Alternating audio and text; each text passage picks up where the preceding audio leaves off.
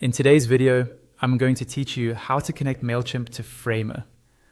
We'll move through this in 3 quick parts: grabbing the right link from your Mailchimp form, adding the Mailchimp element in Framer, and then pasting that link and customizing the form so it fits your site's look and behavior.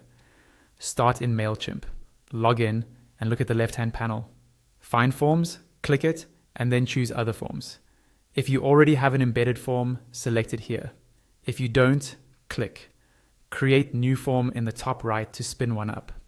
Once you're in the form editor, click Continue in the top right. Mailchimp will show you the embed code for that form. You don't need the whole code, just the form action link.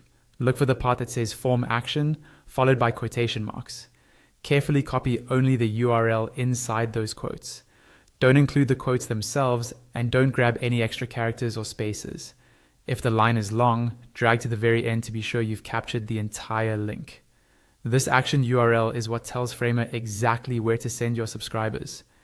Now head over to your Framer project, open the editor, and click the plus insert button near the top left.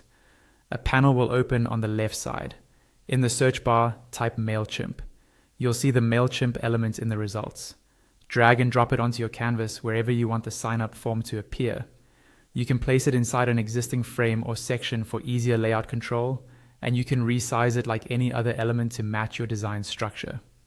With the Mailchimp element selected, look to the right-hand Properties panel. You'll see styling controls, and if you scroll, a Mailchimp section.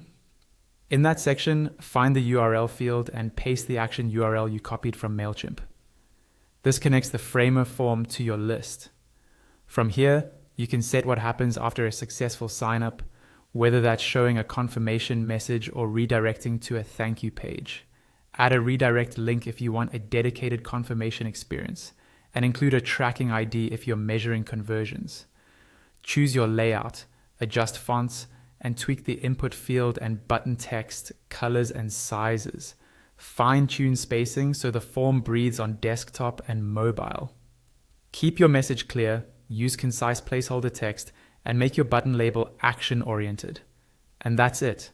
Your Framer form now submits directly to Mailchimp using that action URL, no extra code or keys required. If something doesn't submit, double-check that you pasted the exact action link from Mailchimp's embed code. You're all set to start collecting subscribers.